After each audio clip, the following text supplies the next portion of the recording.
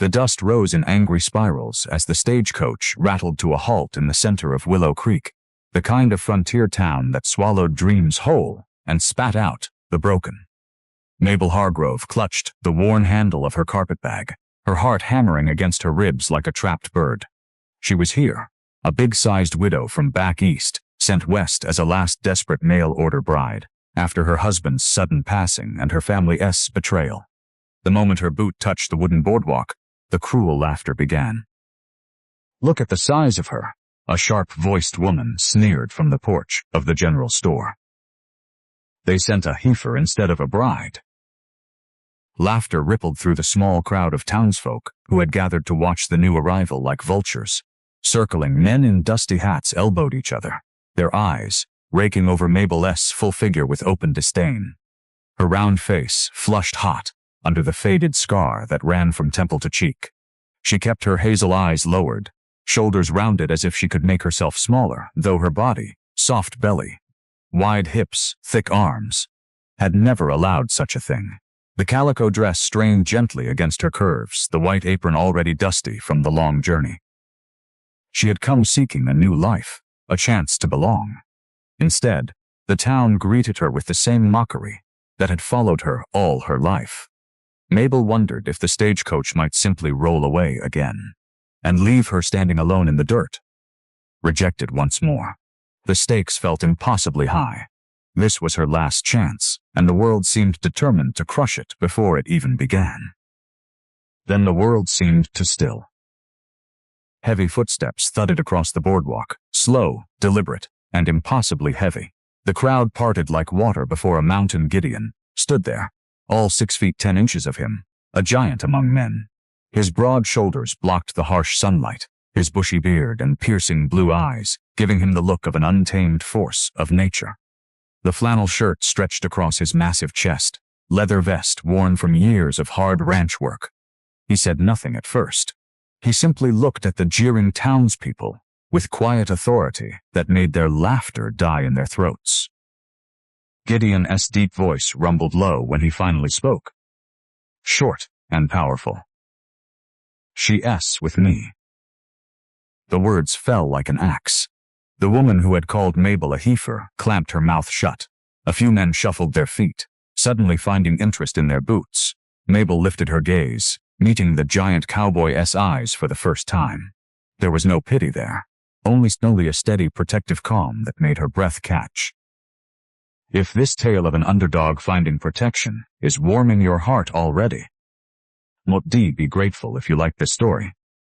Subscribed for more heartwarming episodes, and left a comment below, sharing which part of Mabel's arrival touched you most. Your thoughts keep these old Western fires burning. Gideon extended one massive hand toward her carpetbag. Mabel hesitated only a moment before letting him take it. His fingers, rough and calloused, brushed hers accidentally.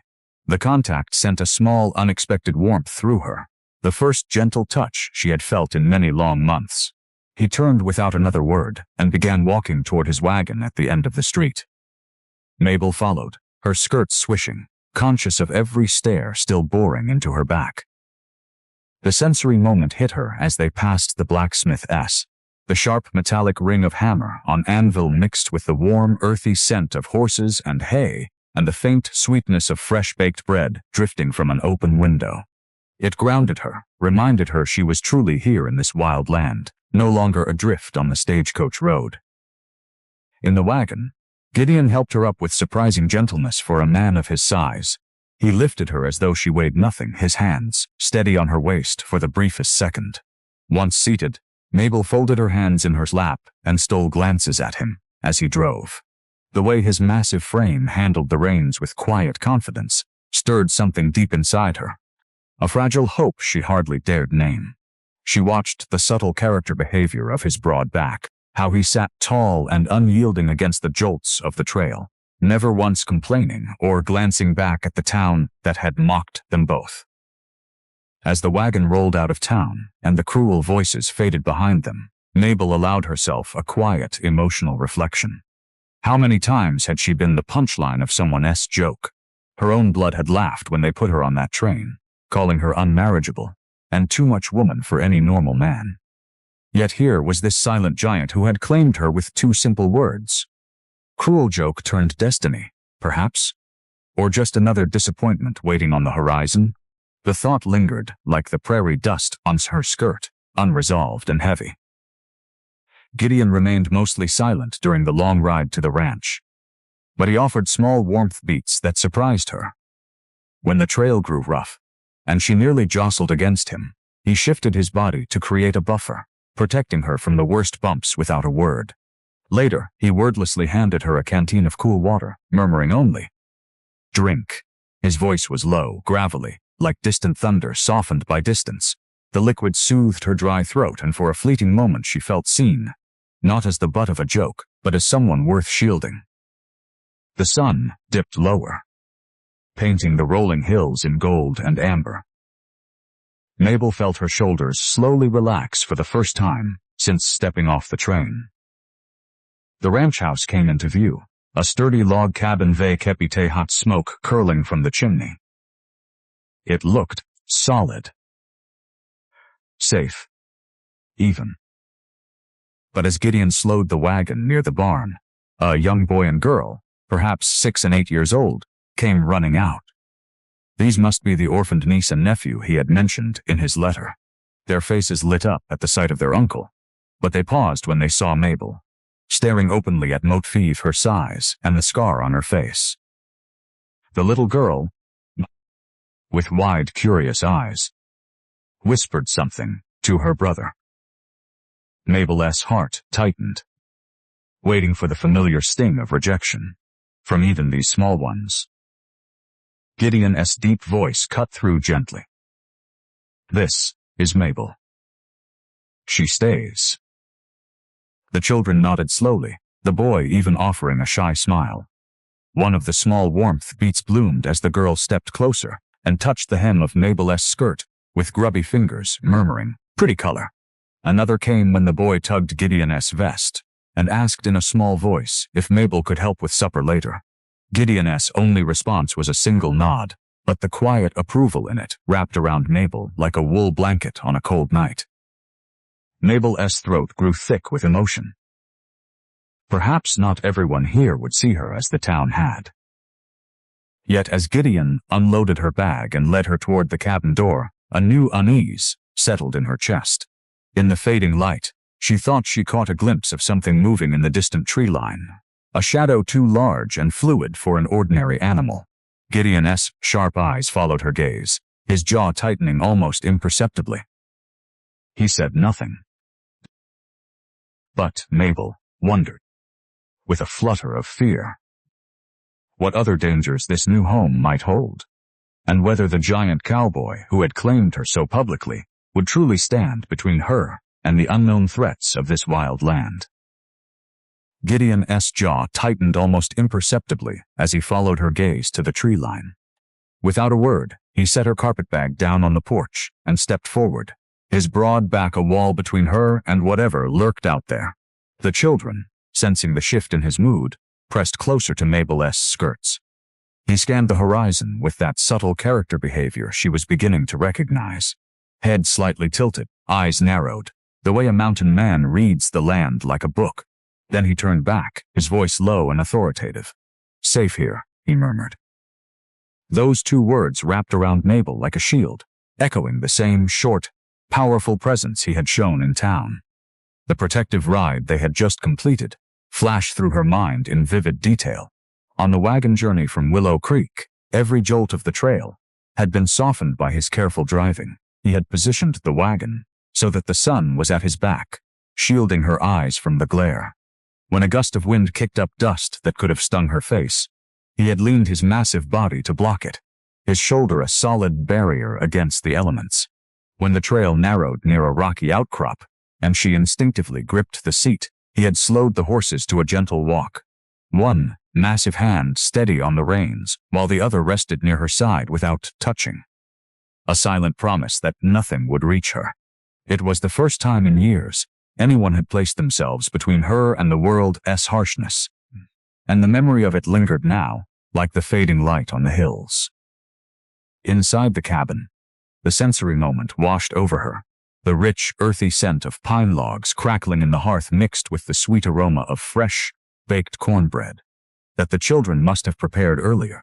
The smell filled the simple room, warm and inviting, a stark contrast to the mocking laughter that still rang in her ears from town.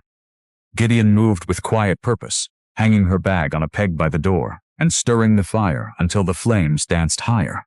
The children, Lily and little Ben, watched him with wide eyes, then turned those same trusting gazes on Mabel.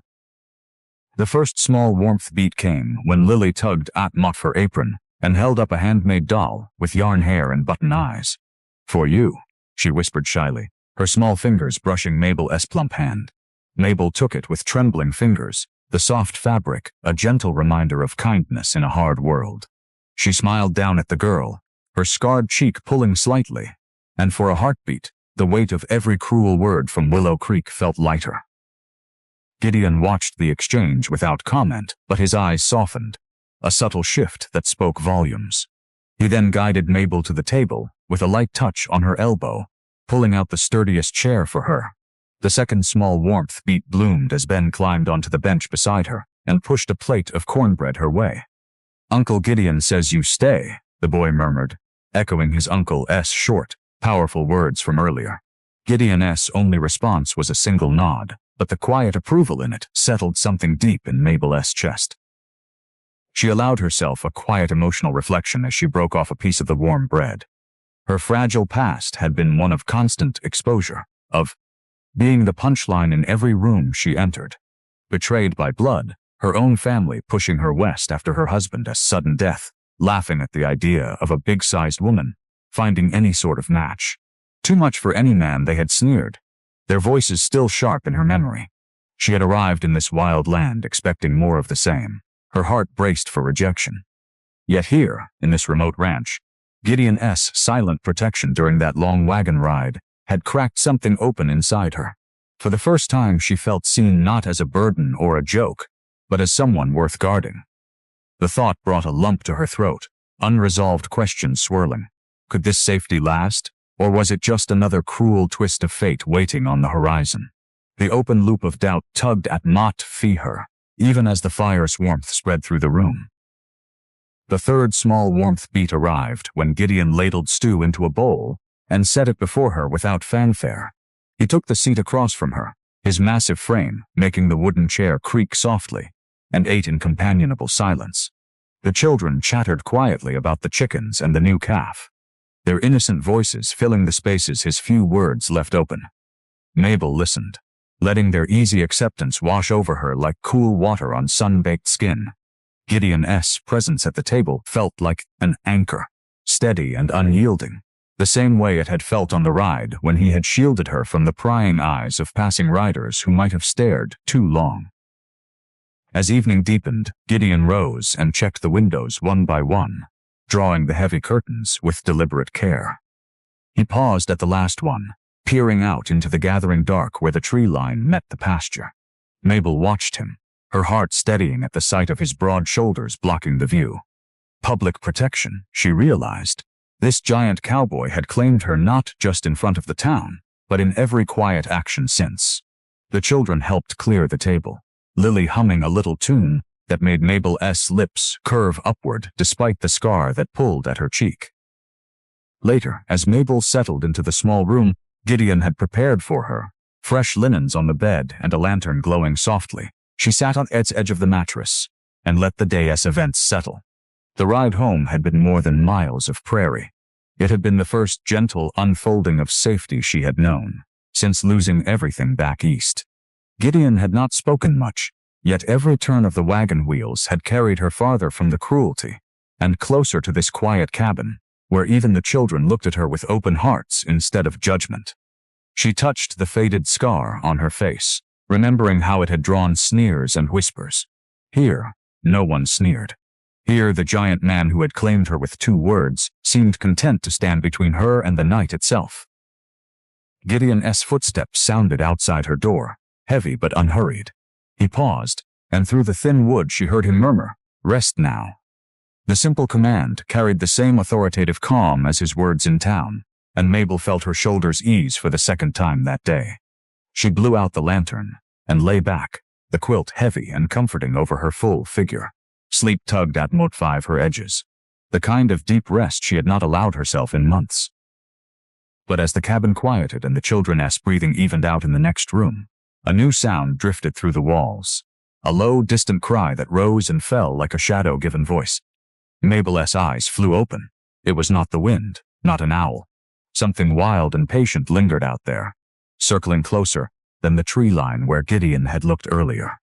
She sat up slowly, heart pounding, and wondered if the protection she had begun to trust on that wagon ride would hold against whatever hunted in the dark. Gideon's door creaked open down the hall. His footsteps crossed the floorboards once more, slower this time, as if he too had heard the cry and chosen to stand watch. Mabel pressed a hand to her chest, the unresolved tension coiling tighter.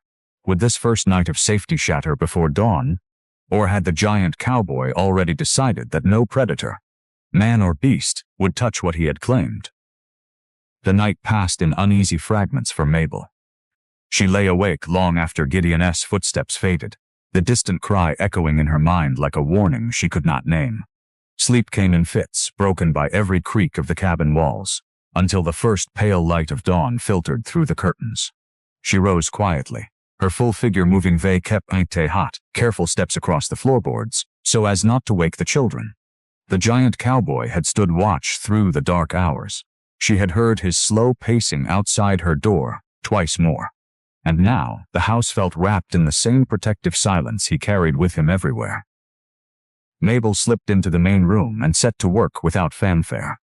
This was her way, the quiet gift she had always offered when words failed her. She began with the hearth, sweeping ash from the stones with a broom she found leaning in the corner. The subtle character behavior she noticed in herself was the way her hands moved with practiced rhythm, shoulders rounded not in shame but in focused care, the same way she had once kept house back east before everything fell apart. The sensory moment arrived as she worked.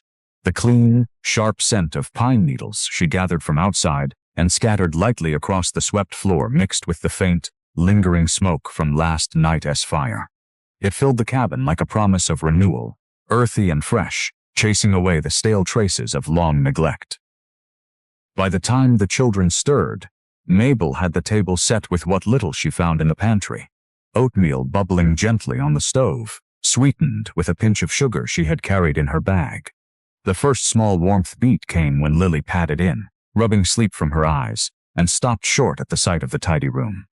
The little girl's face lit up, and she whispered, "It smells like home."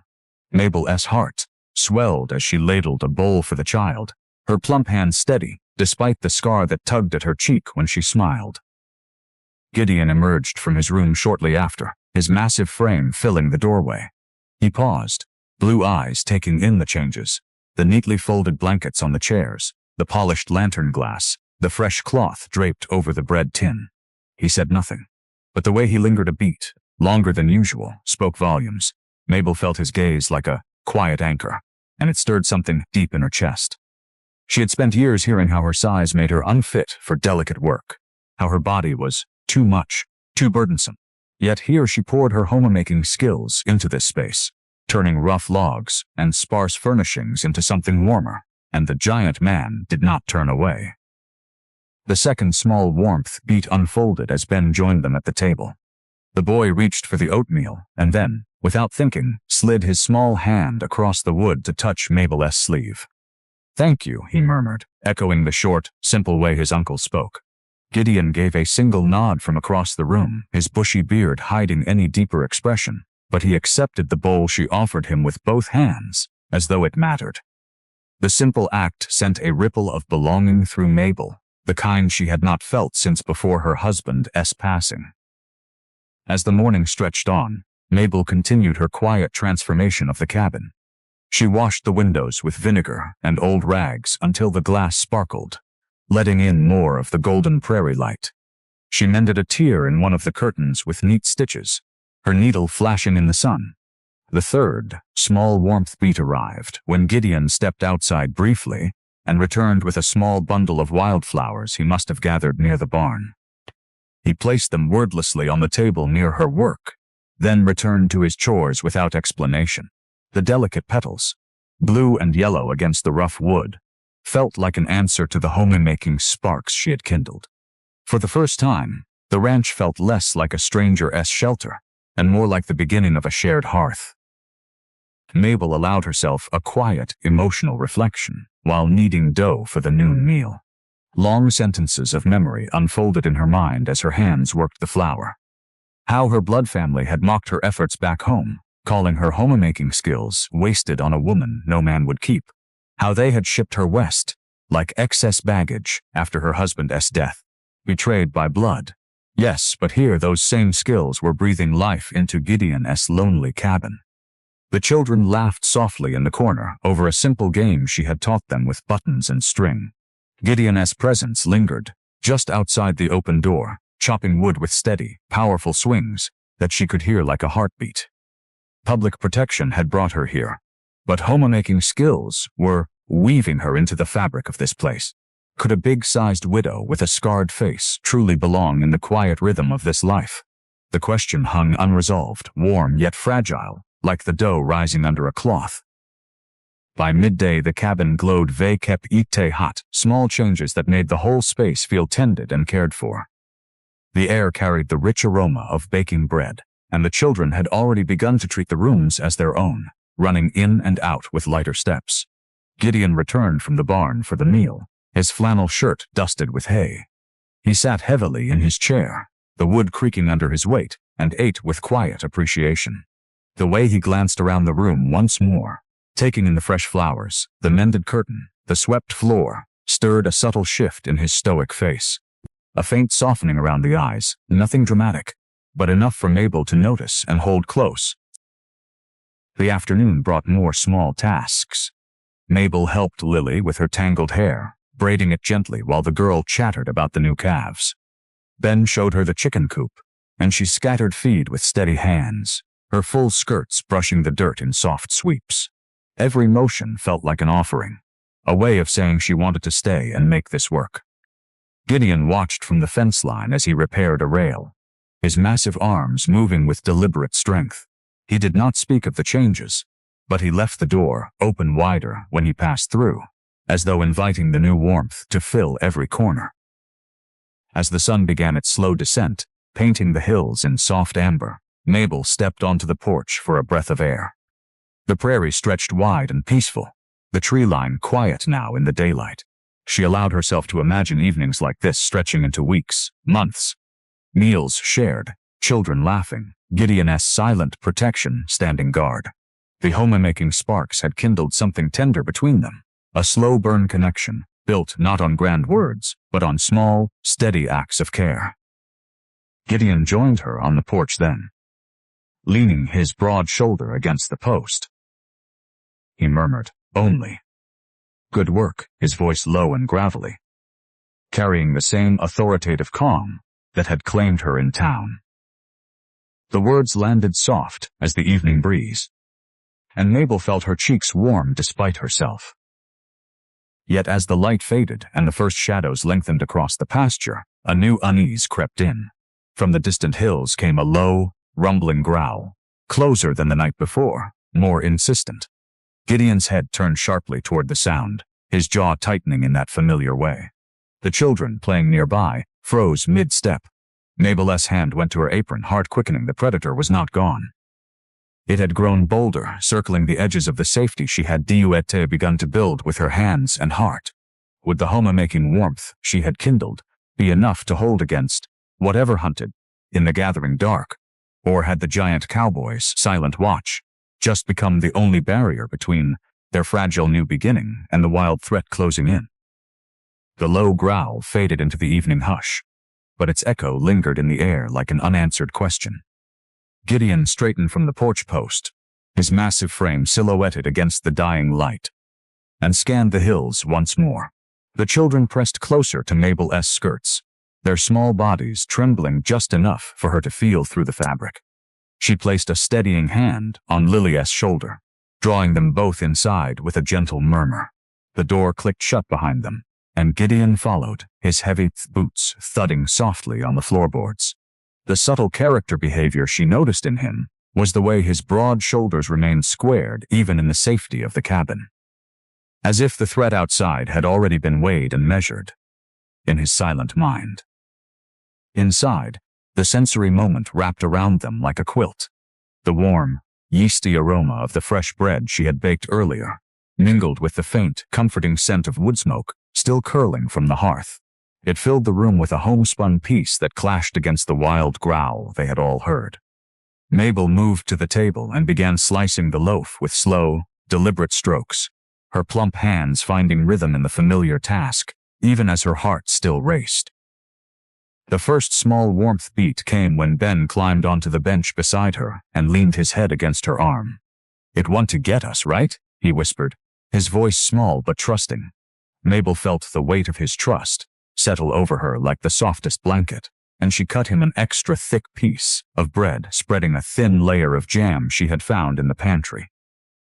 Gideon took his seat at the head of the table without a word, his piercing blue eyes resting on her for a long moment. The second small warmth beat unfolded. As he accepted the plate she passed him, his calloused fingers brushing hers again in that accidental way that sent a quiet spark through her. He ate slowly, the way a man savors something earned, and the children followed his lead, their chatter returning in soft, hesitant waves about the new kittens in the barn. As the meal settled and the lantern light cast gentle shadows across the walls, Mabel felt the pull of memory she could no longer hold back. The third small warmth beat arrived when Lily slipped from her chair and brought her a worn shawl from the hook by the door, draping it carefully over Mabel's shoulders with tiny hands. "You look cold," the girl murmured. The simple kindness nearly undid her. Mabel pulled the shawl closer, its faded wool carrying the faint scent of the children's mother, long gone. She allowed herself a quiet emotional reflection then, the words rising unbidden as the fire crackled low. Long sentences of pain unfolded in her mind while she stared into her half-empty bowl. How her own blood had turned on her after her husband's sudden passing, their voices sharp as broken glass. "You read too much for any decent man now," her sister had sneered on the day they packed her single trunk. "Big as you are, scarred as you are, who would want the burden?" Her brother had laughed outright, calling the mail order arrangement a mercy, a last resort to rid the family of the widow who had become an embarrassment at family gatherings. Betrayed by blood, the very people who should have sheltered her had shipped her west like unwanted freight, their final letter still burning in her memory with its cruel postscript. "Try not to scare off the rancher." She had arrived in Willow Creek, braced for more of the same, her full figure and faded scar marking her as the punchline once again, yet here, in this cabin. Gideon, silent empathy, seemed to listen without judgment, his presence a steady counterweight to every wound her family had inflicted. Could a giant cowboy's quiet protection truly heal what blood had broken? Or would the shadows of that betrayal follow her even into this new life? The open loop of doubt twisted gently inside her, warm with the bread's comfort yet unresolved in the lantern's glow. Gideon watched her across the table, his stoic face giving nothing away. But he did not look away when her eyes met his. The subtle shift in his posture, a slight lean forward, shoulders easing just a fraction, felt like an invitation. Mabel drew a slow breath and spoke, her voice soft but steady, the words spilling out in the rare long sentences she saved for healing moments. "My family, they didn't send me here because they believed in a better life for me," she said, fingers tracing the edge of her plate. "They laughed when the letter came from the agency. Called me unmarriageable. Said a woman my size would only bring shame. After my husband passed, they couldn't wait to be rid of the widow who took up too much space at their table. Betrayed by my own blood, Gideon." Mort came west expecting nothing more than another closed door. The cabin fell quiet except for the fire's soft pop. Gideon's blue eyes held hers, and for the first time she saw the flicker of something deeper in their depths. Not pity, but a silent empathy that wrapped around her like the shawl Lily had given her. He did not interrupt with long speeches. Instead, after a long pause, he murmured only, "Not here." 2 words, short and powerful, carrying the same authoritative weight as the day he had claimed her in town. The children looked between them, sensing the shift without understanding it fully. The moment stretched, tender and unhurried, the kind of slow-burn connection built on truths shared by firelight. Mabel felt the weight of her past lift slightly, as though Gideon's quiet presence had taken some of the burden onto his massive shoulders. The homemaking warmth she had kindled earlier now felt deeper, layered with this new thread of honesty. The children finished their bread and began clearing plates with small, helpful hands, their innocent acceptance another balm against the old wounds. Gideon rose then and moved to the window, drawing the curtain aside just enough to check the darkening yard. His broad back blocked most of the glass, a living barrier against whatever prowled beyond. He stood there a long while, the subtle character behavior of his clenched jaw telling Mabel he had not forgotten the growl they had heard. When he turned back, his voice rumbled low. "Rest tonight." The command carried protection in every syllable, and the children nodded, heading toward their room. They kept hot yawns they tried to hide. Mabel lingered at the table a moment longer, folding the shawl neatly. The quiet emotional reflection returned as she watched Gideon bank the fire. For the night, his movements deliberate and strong. Betrayed by blood had shaped her into the underdog who expected rejection. Yet here the giant cowboy offered something rarer than words. Silent empathy that made her feel worthy of staying. The ranch no longer felt like borrowed shelter. It felt like the first fragile roots of belonging. As she prepared to retire to her room, Gideon paused at her door, one massive hand resting on the frame. He murmured, "Safe," before stepping back into the hallway.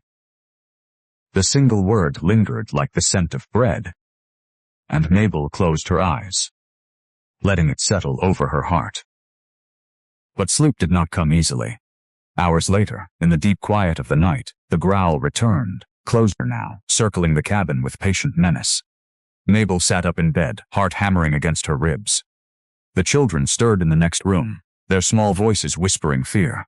Gideon's door opened down the hall, his footsteps heavy and purposeful as he crossed to the front window once more. Through the thin walls she heard him load his rifle with a soft metallic click, the sound sharp in the stillness. Mabel rose and padded to her own door, pressing a hand to the wood. The predator was no longer a distant shadow. It had grown bold enough to test the edges of their new warmth. Would Gideon's silent empathy and short, powerful protection be enough against a threat that hunted in the dark? Or had the betrayal of her past blood left her heart too fragile to survive another loss if the giant cowboy stepped into danger alone? The metallic click of the rifle echoed softly down the hallway. But it was the soft patter of small feet that pulled Mabel from the edge of her fear.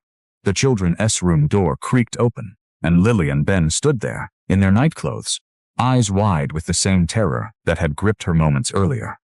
Without a word they ran to her, small arms wrapping around her full waist as if she were the safest place in the world. Gideon paused in the hall, his massive frame a silent sentinel, rifle lowered but ready. He gave a single nod, then stepped outside to check the perimeter, leaving Mabel to the children's warmth. The sensory moment arrived as she knelt, despite her size, the cool wooden floorboards pressing against her knees, while the sweet, milky scent of the children's hair mingled with the faint lavender from the soap she had used earlier. It wrapped around her like a gentle embrace, turning the night's distant growl into something distant and almost manageable. The first small warmth beat came when Lily buried her face deeper into Mabel's apron and whispered, "You re-soft like Mama used to be." The words landed without judgment, innocent and pure, and Mabel felt her scarred cheek pull into a smile she had not expected. Ben pressed closer on her other side, his small hand patting her rounded arm as if testing its strength. "And strong," he added in the same hushed tone Gideon often used. The giant cowboy had left them in her care without hesitation. And that trust settled over Mabel, like the quilt she pulled from the back of the chair to drape around all three of them. Gideon's subtle character behavior showed in the way he lingered just beyond the open front door, for a long moment, broad shoulders outlined by moonlight, before moving off into the dark. He did not hover or speak. He simply trusted her with the children's hearts the same way He had trusted her with the cabin. Mabel held the little ones close, rocking them gently on the floor until their breathing slowed. The second small warmth beat unfolded when Ben lifted his head and looked straight at the faded scar on her temple. Instead of flinching or staring like the townsfolk, he reached up with one tiny finger and traced it lightly. "Does it hurt anymore?" he murmured. Mabel shook her head, voice thick. "Not when kind hands touch it." Lily nodded solemnly beside him, as if the answer made perfect sense in their small world. She allowed herself a quiet, emotional reflection then, the long sentences of thought unfolding while the children nestled against her. How many years had she believed her size and scar made her unworthy of simple affection? Society had sneered, her own blood had mocked, yet here these orphaned children, Gideon's niece and nephew, carrying their own quiet grief from their late mother, looked at her hot eyes unclouded by cruelty.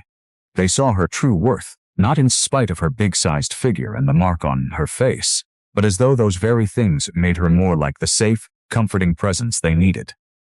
Children seeing true worth. The realization bloomed warm and fragile inside her chest, an open loop of hope that asked without words. If these small hearts could accept her so completely, might the giant man who had brought her here one day do the same? The question lingered, unresolved, tender as the quilt around them, while the night outside pressed close.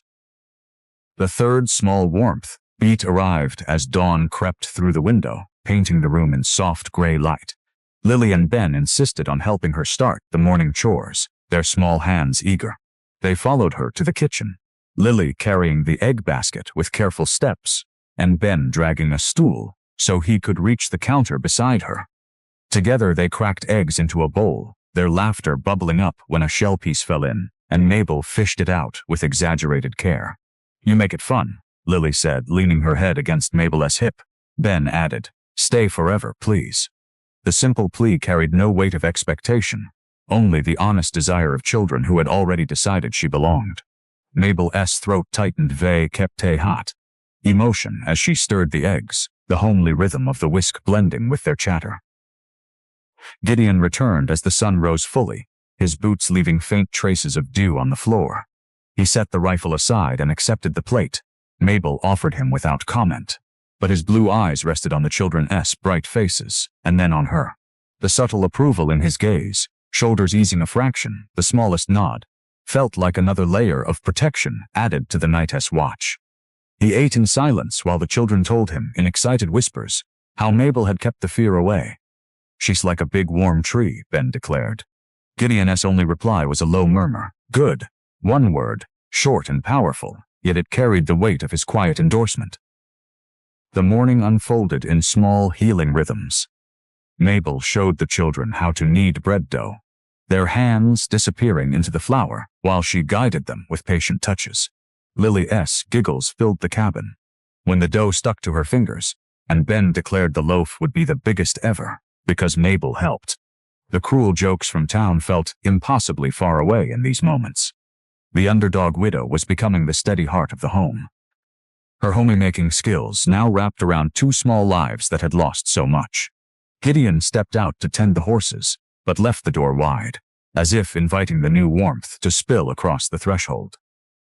By midday, the children had attached themselves to Mabel like burrs, following her from garden to porch and back. They asked questions about her life back east, not with mockery, but with wide-eyed wonder. "Were you always this big and strong?" Lily asked once, and when Mabel nodded, the girl beamed. "Good, then nothing can scare you." The innocent logic wrapped around Mabel's heart like the quilt from the night before. She reflected again, quietly, on how these children's eyes stripped away every layer of rejection she had carried. No sneers here, only acceptance that made her feel seen for the first time as someone capable of giving safety, rather than needing it.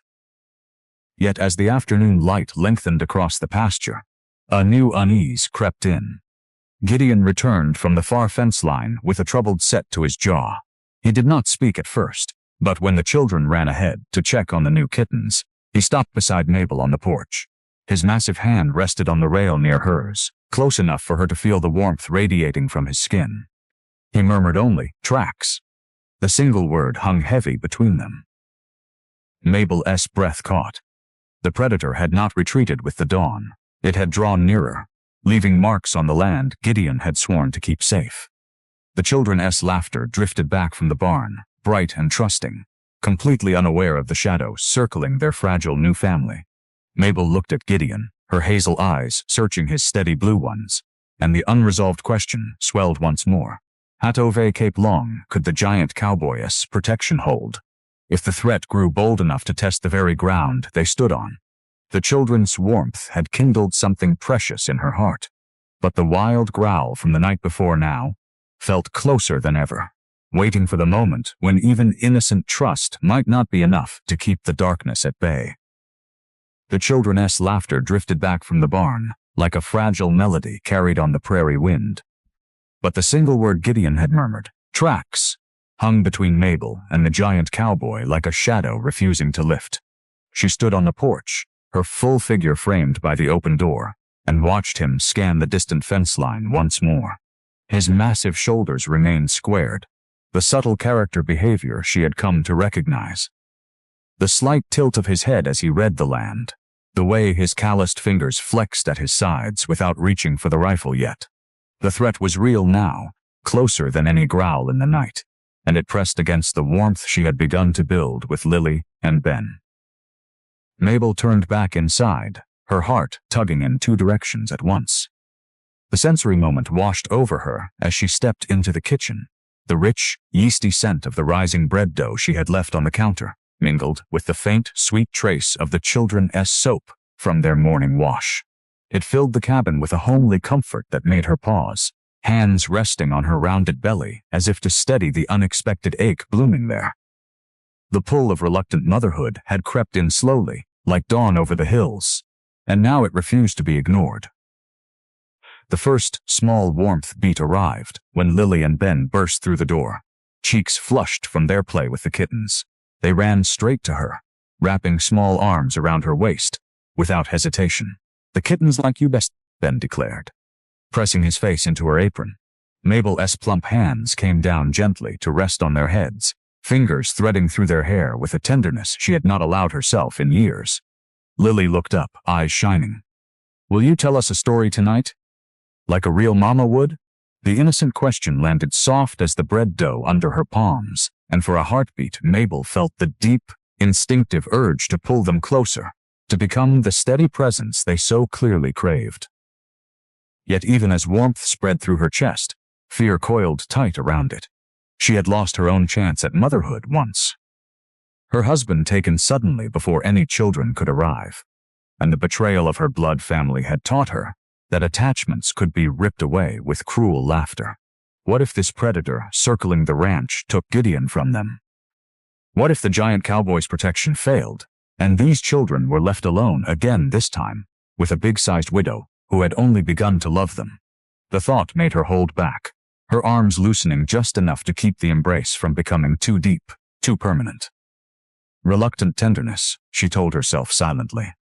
Better to guard her heart than risk shattering theirs.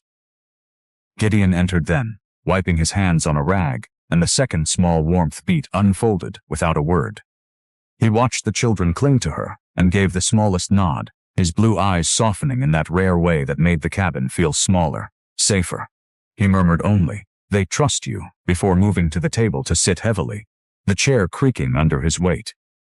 The simple statement carried no pressure, yet it stirred the reluctant pull inside Mabel even stronger. She busied herself slicing the fresh bread, placing thick pieces on plates for each of them, her movements deliberate and nurturing, despite the fear whispering in the back of her mind. The third small warmth beat came later that afternoon, as the children helped her in the garden. Ben knelt beside her, his small hands mirroring her own as they pulled weeds from around the carrot tops. Lily hummed a little tune while she gathered wild herbs for supper, occasionally glancing at Mabel ve capite hot open adoration. "You smell like safety," the girl whispered once, leaning her head against Mabel's thick arm for a moment. The words nearly undid the careful walls Mabel had built. She felt the tug of motherhood again, stronger now, like a quiet river carving its path through stone. And she allowed herself to brush a stray lock of hair from Lily's forehead. with a gentleness that surprised even her. As the sun climbed higher, and the garden work slowed, Mabel allowed herself a quiet emotional reflection, while the children chased butterflies nearby. Long sentences of memory and longing unfolded in her mind like the prairie grass bending in the breeze. She had come west expecting nothing but survival. Her scarred face and full figure marking her as the underdog no one would truly want. Yet these children, orphaned and hungry for a mother's touch, had seen past every flaw and offered her their trust without condition. The reluctant motherhood she felt now warred with the fear of loss that had haunted her since her husband's passing and her family's betrayal. What if she let herself love them fully, only for the predator's tracks to bring danger that even Gideon's massive strength could not turn away? The open loop of doubt lingered unresolved, warm with the children's laughter, yet shadowed by the threat circling their home. She wanted to be their safe harbor, but the scars of past losses made her hold back, guarding her heart even as her hands reached out to steady Ben when he stumbled over a root.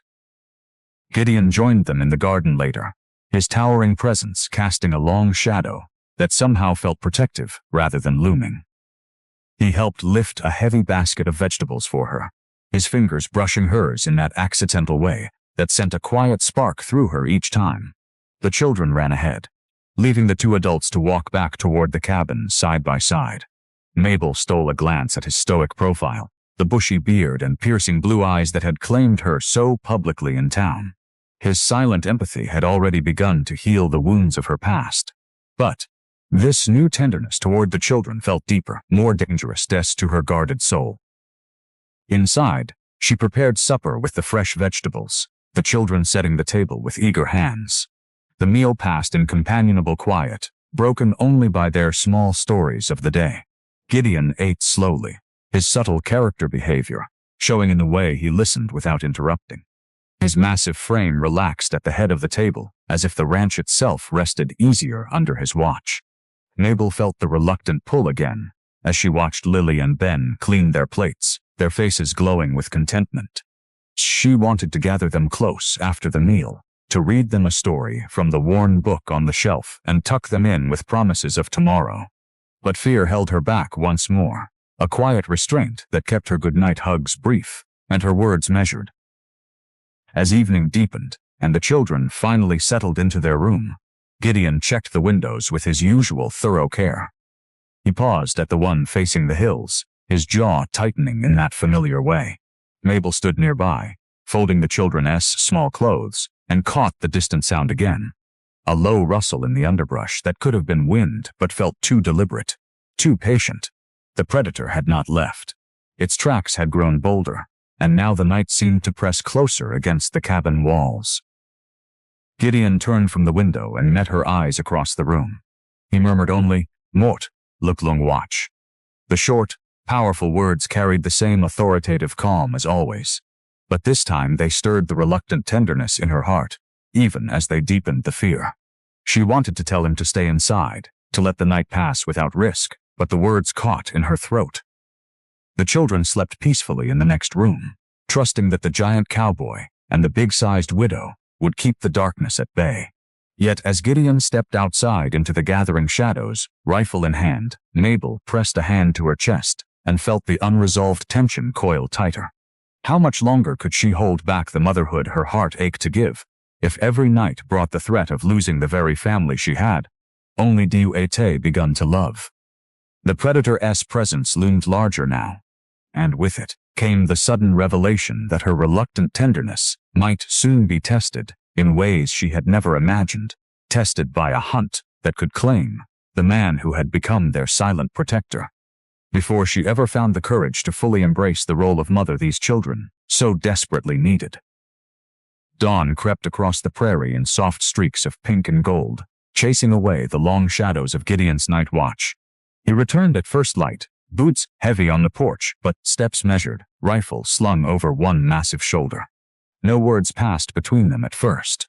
Only the subtle character behavior Mabel had come to read like a familiar trail. The slight slump of his broad shoulders that spoke of exhaustion held in check. The way his piercing blue eyes scanned the cabin interior once, before softening on her and the children. He was unharmed, yet the weight of the predator's nearness lingered in the air like smoke. The children stirred soon after, drawn by the scent of coffee Gideon had set to brew. Lily and Ben tumbled into the kitchen, still in nightshirts, and the first small warmth beat bloomed as they made straight for Mabel. They pressed against her full figure without hesitation, small arms circling her waist, as if the night's fear had never been. "You kept us safe too," Lily murmured into her apron, while Ben nodded against her side. Mabel's plump hands rested lightly on their backs, the reluctant pull of motherhood, tugging harder at her heart, even as she reminded herself to hold back, to guard against the loss that always seemed to follow closeness. Gideon sat at the table. Accepting the plate, she slid toward him with a low murmur of thanks. Supplies were running low after the extra baking, and the children's growing appetites: flour, sugar, nails for reinforcing the barn, and perhaps a length of stout wire to mend fences against the circling threat. The giant cowboy glanced at the near-empty pantry shelf, and then at Mabel. "Town today," he said, short and authoritative, the same commanding tone that had claimed her in Willow Creek weeks earlier. The children cheered softly at the prospect of a wagon ride, their trust in both adults shining like the morning sun through the window. The sensory moment hit Mabel as they rolled into Willow Creek later that morning, the sharp tang of horse sweat and fresh manure mixing with the smoky haze from the blacksmith's forge, the distant clang of iron, and the sweet undercurrent of bread baking at the general store. Dust rose in lazy clouds from the main street, carrying the familiar bite of mockery she had hoped to leave behind forever. The wagon creaked to a stop outside the mercantile, and Gideon helped her down with one massive hand steady at her elbow, his touch brief but grounding.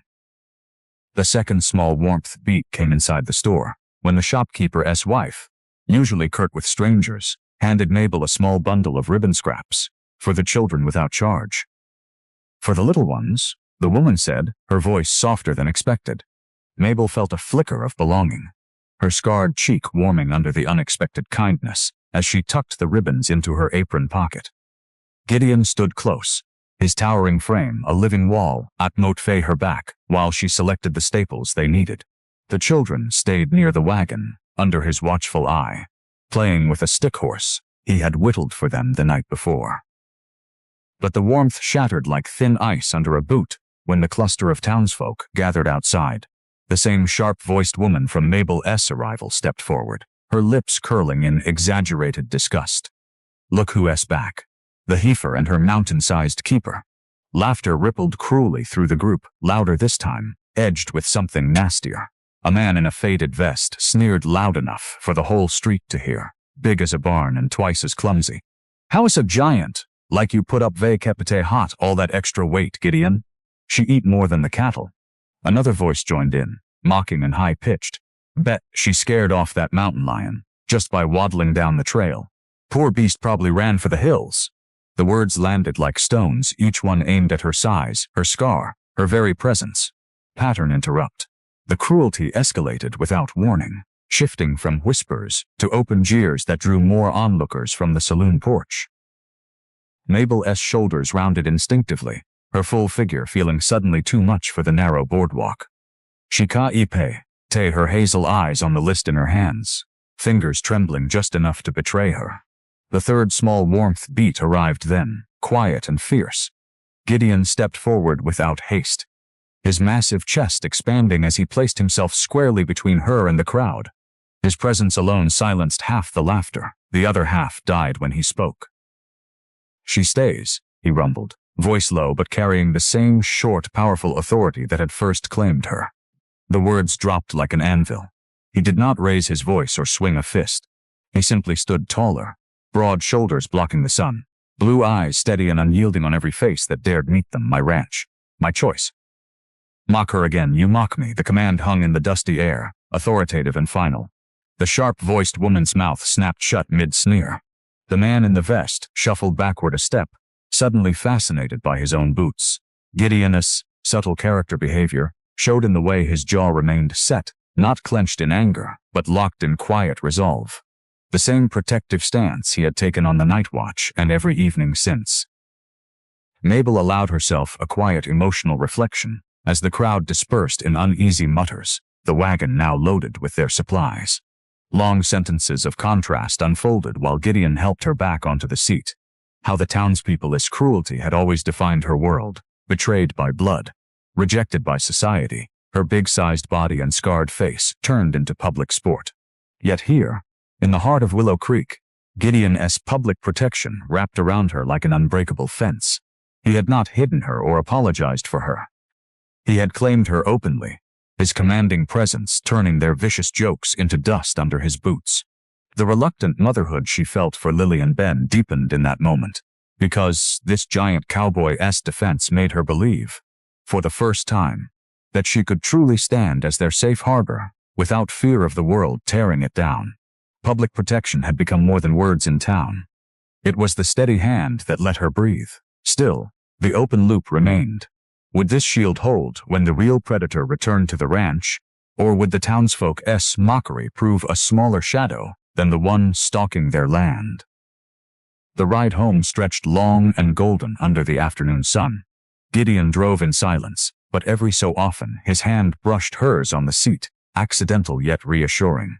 The children chattered from the back, waving their new ribbons, and recounting how Uncle Gideon made the mean people go away.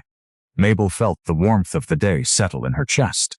The homemaking skills she had brought to the cabin, now layered with this new layer of public validation. As the ranch came into view, Gideon slowed the wagon near the barn. He helped her down once more, then paused, his massive hand resting on the wagon wheel. His blue eyes met hers with quiet intensity. "You belong," he murmured. 3 short words. Yet they carried the weight of everything he had not said in town. The children ran ahead to check on the kittens, their laughter floating back like a promise. But as Gideon began unloading the wire and nails, his jaw tightened in that familiar way. He crouched suddenly by the wagon wheel, fingers tracing something in the soft dirt beside the barn. Fresh tracks, larger than before, deeper, circling the very spot where the children had played that morning. The predator had grown bolder while they were gone, testing the edges of the ranch in daylight now. Mabel's breath caught as she saw the marks, heart pounding, with the same reluctant tenderness that had bloomed all day. The public protection Gideon had shown in town felt suddenly fragile against this wild threat closing in. Would the giant cowboy-ass commanding presence be enough to keep the children safe when the mountain lion returned under cover of the next night? Or had their supply trip left the ranch exposed long enough for the hunter to strike where it hurt most? Right at Motefe, the heart of the family they were only beginning to build. The discovery of the fresh tracks beside the barn left a heavy silence hanging over the unloading. Gideon straightened slowly, his massive frame casting a long shadow across the disturbed dirt, while Mabel stood nearby. They kept Itehat, her heart lodged high in her throat. The children's distant laughter from the barn felt suddenly too bright against the threat. Without a word, Gideon covered the marks with his boot and murmured, "Auction tomorrow. Need stronger wire." His short, authoritative decision carried them forward, pulling the family into motion despite the shadow circling closer. The next morning found them on the road again, the wagon loaded lightly. As they headed toward the livestock auction grounds just beyond Willow Creek, Gideon drove with steady hands on the reins, his subtle character behavior showing in the way his jaw remained set forward, eyes scanning every rise and dip in the trail for signs of movement.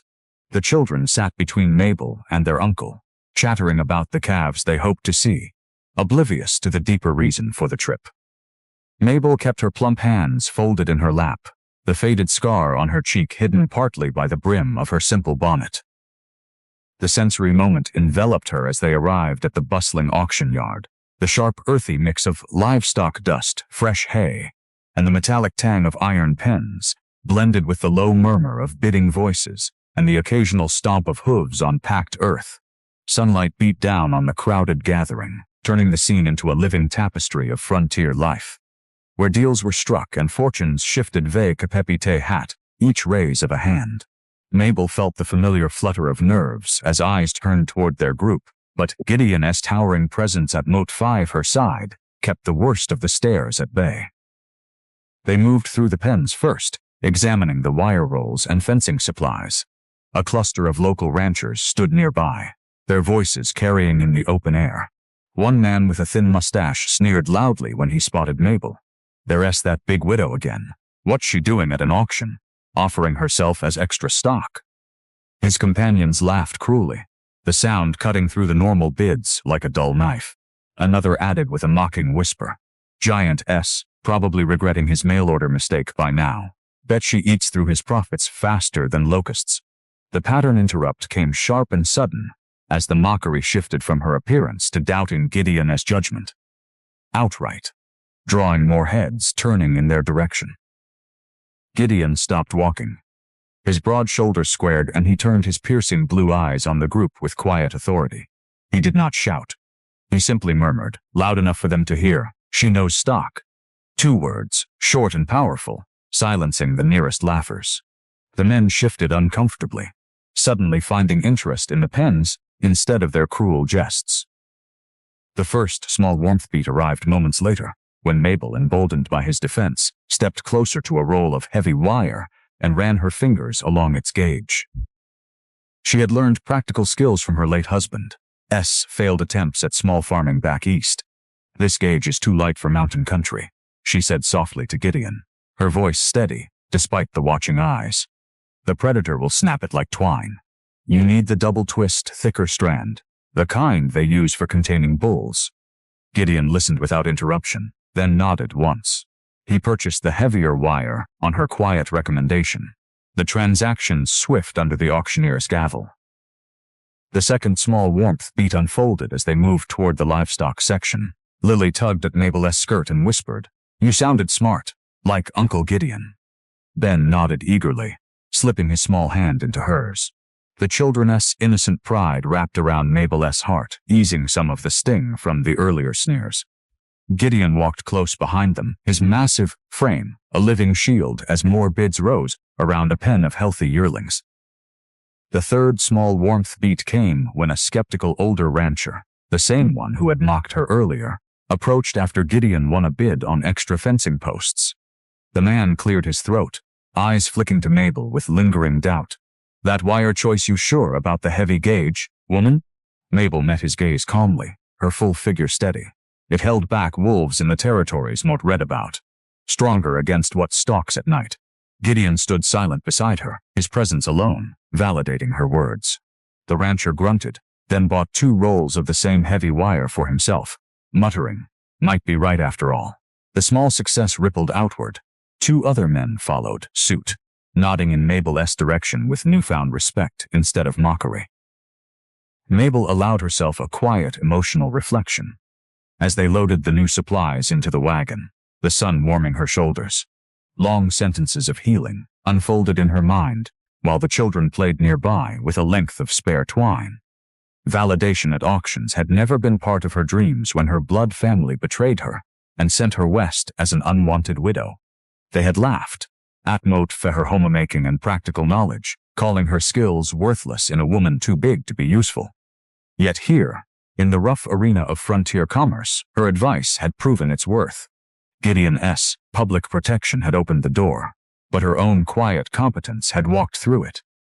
The giant cowboy had not spoken much, yet his authoritative nod after each of her suggestions had turned cruel jokes into reluctant acknowledgments from the very men who mocked her. Could this validation at auctions mean she was becoming more than the underdog mail-order bride? The open loop of possibility warmed her, tender and unresolved, like the distant bidding calls still echoing across the yard. Her reluctant tenderness toward the children felt stronger now, anchored by this new thread of worth. Gideon helped her onto the wagon seat with his usual care, his calloused hand lingering a fraction longer on her elbow. He murmured only, "Good eye," his gravelly voice carrying quiet pride. The children climbed in after, chattering excitedly about the stronger fence that would keep the bad animal away. As the wagon rolled away from the auction grounds, Mabel felt a fragile bloom of confidence settle in her chest. The homemaking sparks she had kindled at the ranch now extended beyond the cabin walls, validated in the public eye where it mattered most. The ride home passed under a sky streaked with late afternoon light. Gideon drove with one hand, the other resting near hers on the seat. The new wire and posts rattled softly. Behind them, symbols of the protection they were building together. The children eventually dozed against Mabel's sides, their small bodies trusting and warm. She allowed one hand to rest lightly on Lily's head, the reluctant motherhood pulling at her heart with increasing strength. But as the ranch came into view and Gideon slowed the horses near the barn, his jaw tightened sharply. He handed the reins to Mabel and stepped down first, moving with purpose toward the far side of the structure. Mabel's breath caught when she followed his gaze. The fresh tracks from yesterday had multiplied. Deeper impressions now circled the entire barn and led straight toward the house porch. The mountain lion had grown bolder during their short absence, testing the very ground they had worked to secure. The children stirred awake, rubbing their eyes and asking about supper, still unaware of the new danger. Gideon crouched by the largest print, his massive fingers tracing the edge without touching it. He rose slowly, blue eyes meeting Mabel's across the yard, with unyielding resolve. The predator's presence had escalated, drawn, perhaps, by the scent of the new supplies or the warmth of the family growing inside the cabin. Mabel felt the validation from the auction clash against this rising fear. The skills that had earned respect in town now seemed small against the wild threat that refused to retreat. Would the stronger wire and Gideon's silent protection be enough to hold back the hunter before it struck at the heart of their fragile home? Or had the day's successes left them vulnerable, just as the mountain lion prepared to test their defenses under the coming night? Gideon rose from the fresh tracks with deliberate slowness, his massive frame silhouetted against the fading afternoon light. The mountain lion's signs had multiplied across the yard, like an unwelcome claim, deeper and more insistent than before. Mabel stood by the wagon, one hand resting protectively on the sleeping children's shoulders, her heart tightening at the sight. Without a word, Gideon began unloading the new heavy wire and posts, his movements methodical yet carrying an undercurrent of quiet resolve. The subtle character behavior she noticed was the way his broad shoulders never slumped, despite the long day at auction and the sleepless nights that had come before. He carried the weight of their safety as naturally as breathing. The sensory moments settled over the ranch as evening approached. The cool, crisp bite of pine-scented wind, sweeping down from the hills, mingled with the earthy richness of turned soil from the garden and the faint, metallic tang of the new wire coils stacked neatly by the barn. It grounded Mabel in the present, a reminder that this land, though wild, was now their shared home. Gideon worked late into the dusk, reinforcing the barn door and stringing the stronger fencing along the most vulnerable sections. The children helped in small ways, handing him tools with eager hands, their trust in him unwavering. The first small warmth beat arrived as Lily passed her uncle a length of wire, and then turned to hug Mabel's waist tightly. "You picked the strong one at the auction," the girl whispered, pressing her cheek against Mabel's soft apron. "Now nothing bad can get in." Ben joined the embrace on her other side, his small arms barely reaching around her full figure, murmuring, "You and Uncle Gideon make everything safe." Their innocent faith wrapped around Mabel like the evening breeze, stirring the reluctant motherhood. She still held carefully in check. She rested her plump hands on their heads, savoring the moment even as fear for their safety gnawed at the edges. Gideon paused his work to watch them, his piercing blue eyes softening for a brief instant. He murmured only, inside now, his voice low and authoritative, guiding the children toward the cabin door with a gentle hand on Ben's shoulder. Mabel followed, carrying the last of the supplies, her heart full from the children's warmth yet heavy with the knowledge of what prowled beyond the new fences. Gideon did not join them for supper. Instead, after a simple meal of beans and cornbread, he took up his rifle and stepped back into the gathering dark. The second small warmth beat unfolded quietly at the table. As Mabel cleared the plates, Lily slipped a small wildflower she had picked earlier into Mabel's braid, right beside the faded scar. "Pretty like you," the girl said softly. Ben nodded solemnly, pushing his empty bowl toward her for seconds even though he was full, as if sharing the last bite could somehow strengthen their growing family. Mabel felt the pull of tenderness deepen, her quiet resilience meeting their need with gentle care. She read them a short story by lantern light, her voice steady and soothing, until their eyelids grew heavy. Gideon's absence stretched long into the night. From her window, Mabel watched his towering silhouette move along the fence line, a lone guardian against the shadows. He made a sacred sacrifice of his own rest, patrolling without cease, checking every reinforced section, his massive boots, leaving steady prints in the dew-wet grass. Hours passed and still, he walked, pausing only to listen when strange predator sounds began. Low growls that rose and fell like warnings carried on the wind closer each time, testing the edges of their hard-won peace. Mabel allowed herself a quiet, emotional reflection as she sat by the low-burning fire, the children asleep in the next room. Long sentences of gratitude and worry unfolded in her mind while the lantern flickered. Gideon had given up his bed and his rest, not out of obligation, but from a deep, honorable place that spoke of true protection. This giant cowboy, who had claimed her with 2 words in town and stood against mockery at the auction, now sacrificed his strength for their safety. Sacred sacrifice, she realized, the kind that asked nothing in return yet gave everything. Her own past betrayals by blood had taught her to expect abandonment, but Gideon's silent vigil painted a different picture. One of steadfast honor that made her reluctant heart ache with possibility. Could she let herself fully embrace the motherhood these children offered, if it meant watching this man wear himself down night after night? The question lingered unresolved, warm with the day's validation yet shadowed by the growls echoing from the hills. The third small warmth beat came near midnight when Gideon briefly returned to the porch for water. Mabel met him at the door with a steaming mug of coffee. She had kaki pate warm on the embers. Their fingers brushed as he took it, and for a moment his stoic expression eased. "Thank you," he murmured, rare words from the man of few words. He drank deeply, then handed the empty mug back, his blue eyes meeting hers with quiet intensity before he turned back to his patrol. The brief exchange felt like a bridge across the slow-burning space between them, small yet significant in the vast night.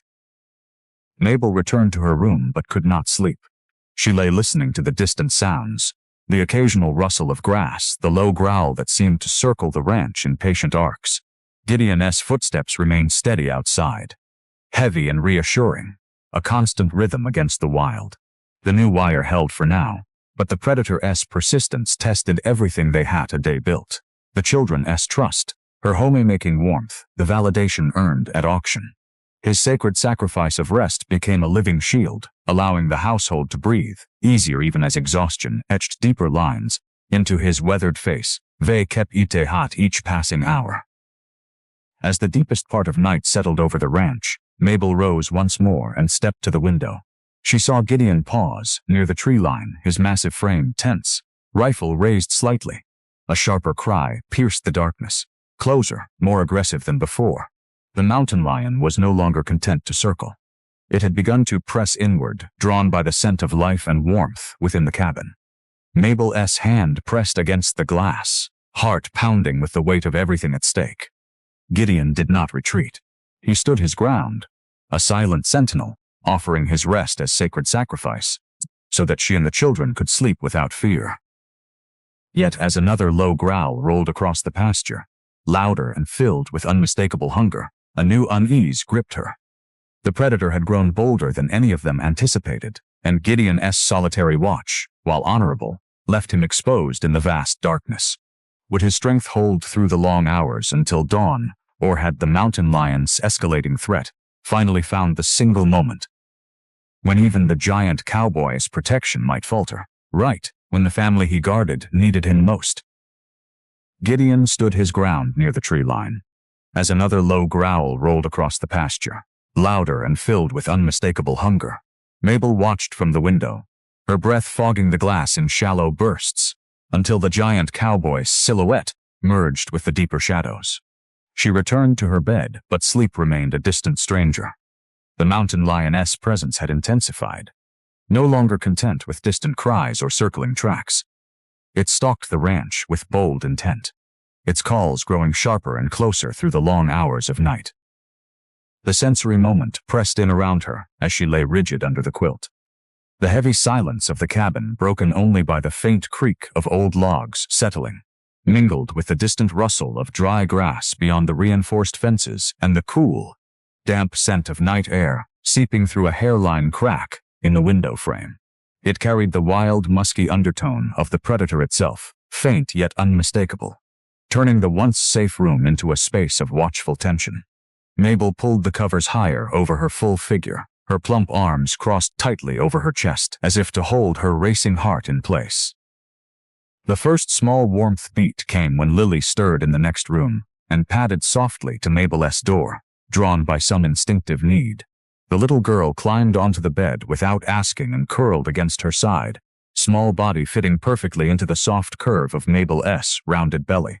"It's loud out there," Lily whispered, her breath warm against Mabel's shoulder. Mabel wrapped one arm around the child, humming a low, soothing tune she remembered from her own childhood, pushing back the terror long enough to offer comfort. Ben followed moments later, slipping under the quilt on her other side, and the three of them lay together in the shared warmth that pushed the night's threats a little farther away. Gideon's subtle character behavior showed in the occasional heavy footsteps that circled the cabin at steady intervals. He never rushed or faltered, his massive boots thudding with deliberate authority, even as exhaustion must have pulled at him. Each pass reassured Mabel that he remained vigilant, sacrificing yet another night so they could rest. Yet the growls continued, sometimes so close that Mabel imagined yellow eyes gleaming just beyond the new wire fences. The second small warmth beat unfolded near the deepest hours, when the children's breathing evened into sleep. Mabel carefully extracted herself and moved to the kitchen, lighting a single lantern. She busied her hands with small tasks, mixing dough for tomorrow's bread, sharpening kitchen knives on a stone, checking the pantry stores. Seeking work kept the fear at bay, giving her restless energy purpose. Her homemaking skills became an anchor in the rising storm, each measured motion a quiet declaration that she would not simply wait for danger to claim them.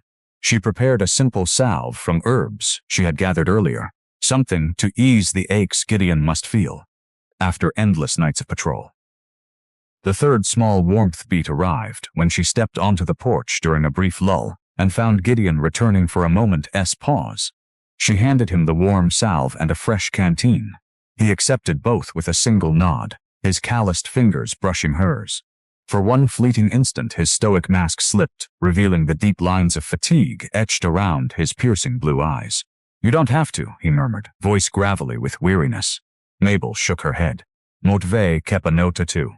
The exchange was brief, yet it wove another thread of connection in the slow burning quiet between them. Mabel allowed herself a quiet emotional reflection as she returned inside and resumed her work by lantern light. Long sentences of memory and fear unfolded, while her hands kneaded the dough with steady rhythm. Weeks ago she had arrived as the mocked underdog, her big-sized body and scarred face making her the target of cruel jokes that still echoed from Willow Creek. Now the mountain lion's escalating threat forced her to confront deeper terrors, lying awake in raw fear for the first time since those early vulnerable nights. The children's innocent trust in Gideon's sacred sacrifices had lulled her into believing safety might last.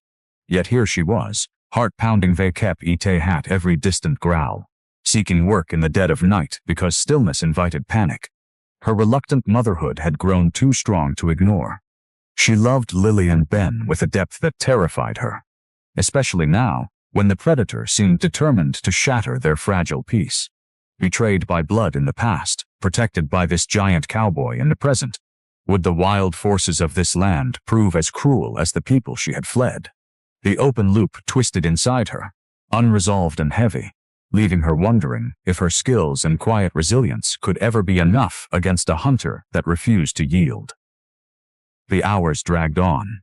The mountain lion's calls intensified, shifting from distant growls to sharper, more aggressive cries that echoed off the hills and seemed to press directly against the cabin walls.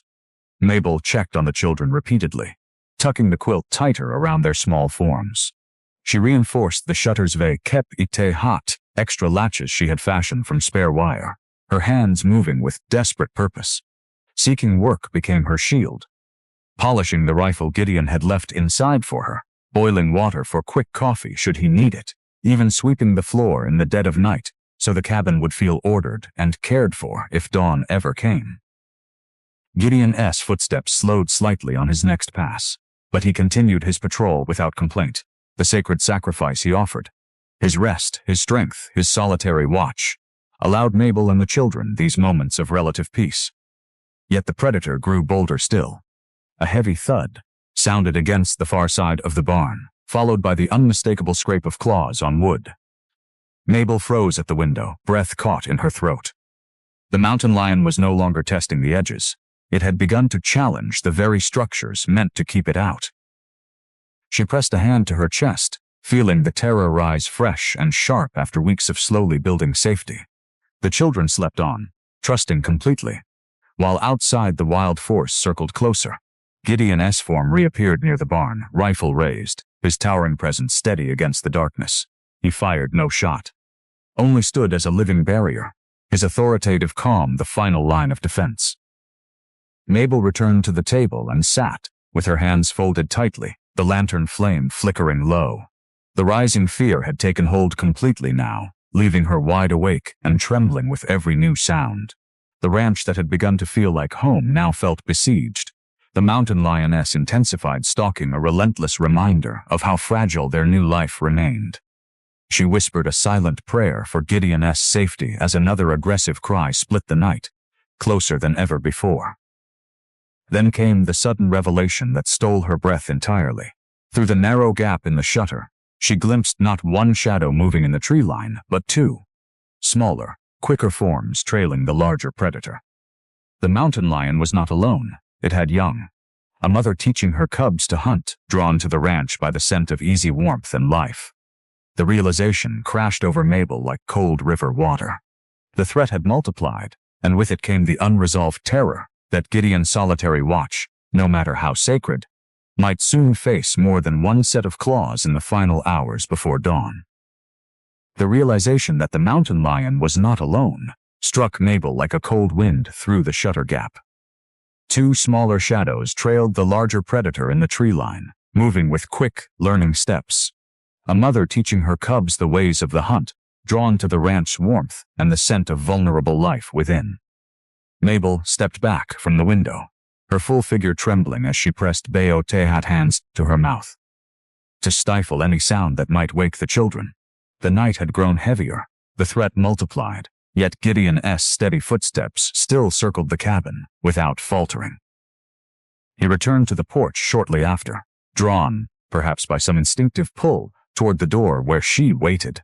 The subtle character behavior showed in the way he leaned one massive shoulder against the frame without fully entering, as if respecting the fragile boundary of her space, even in the depths of danger. His bushy beard was damp with night dew, and exhaustion carved deeper shadows beneath his piercing blue eyes, but his posture remained unyielding. The sensory moment washed over Mabel as she opened the door a crack.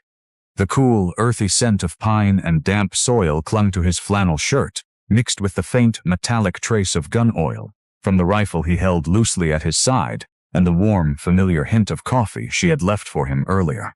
It grounded her amid the terror, reminding her that the giant cowboy still stood between their home and the wild.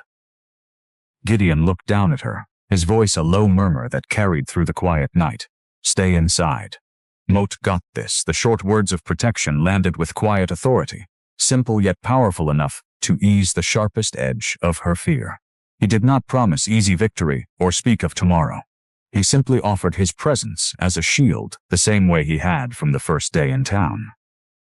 The first small warmth beat arrived when he lifted one calloused hand and rested it briefly on the doorframe near her shoulder, close enough for her to feel the steady heat radiating from his massive frame. "Children sleeping?" he asked in that gravelly whisper. When she nodded, a faint softening touched the corners of his eyes. The small gesture, his towering body positioned as a barrier between her and the darkness, brought a fleeting sense of peace that she clung to like a lantern in the storm. Mabel allowed herself a quiet, emotional reflection as she stood there in the doorway, the lantern light from inside casting soft gold across his weathered face. Long sentences of gratitude and deepening affection unfolded, while the distant growls echoed faintly. This man had sacrificed yet another full night of rest, so she could find even these few moments of calm. Sacred sacrifice, offered without demand or expectation. Her own past had been filled, betrayal by blood, and cruel rejection for her size and scar. Yet Gideon's silent vigilance painted a different path, one of honorable protection that made her reluctant heart yearn to fully embrace the motherhood the children offered. The mountain lion and her cubs represented a threat far greater than any town mockery. Yet here he stood, murmuring reassurance that let her breathe. Could this gentle giant's steadfast presence truly hold back the multiplied danger? Or would her growing feelings for him and the children only make the potential loss sharper when the wild finally tested their limits? The question lingered unresolved, tender, and heavy in the space between them. The second small warmth beat unfolded when Gideon murmured again, softer this time. You made the ranch a home. Dawn to fear, not while moats stand. The rare longer sentence from the man, a few words wrapped around her like the quilt she had left on the bed. He shifted his weight, deliberately placing his broad back more fully toward the yard, shielding her view of the threatening shadows. Mabel felt her shoulders ease for the first time since spotting the cubs, the fleeting peace settling deeper. Inside, the children remained asleep, their small forms trusting that the adults would guard their world. Mabel stepped back reluctantly and prepared another mug of warm coffee, adding a touch of honey she had saved. When she brought it to him, their fingers brushed once more. The third small warmth beat bloomed in that simple exchange. Gideon accepted the mug with a single nod of gratitude, drinking it slowly while standing guard at her threshold. For those kept minutes, the night felt less overwhelming. His nearness at her door created a pocket of safety amid the circling threat. A quiet reminder that sacred sacrifice could also birth moments of connection. He handed the empty mug back and murmured, Rest now, Mabel. Mot luklum, be close. The use of her name, spoken with that authoritative gentleness, sent a quiet ripple through her. She closed the door but left it unlatched, listening as his heavy footsteps resumed their protective circuit around the cabin. The mountain lion's growls continued, occasionally answered by the higher, curious cries of the cubs learning their mother's hunt. Yet Gideon's presence remained constant, his silhouette passing the windows at regular intervals. Mabel returned to her room and lay down once more, the children's even breathing a soft counterpoint to the wild sounds outside. The gentle reassurance Gideon had offered at her door lingered like the scent of coffee and pine, allowing her a fragile calm she had not expected. Her heart, once guarded by reluctant tenderness, now felt the slow burn of something deeper. Trust in this giant cowboy who sacrificed so much without asking for anything in return. The homemaking warmth she had brought to the ranch, the validation at auction, the children's innocent acceptance. All of it felt more precious, knowing he stood watch to preserve it. But as the night wore on toward the faintest hint of pre-dawn gray, a sharper, more aggressive sound shattered the fragile peace.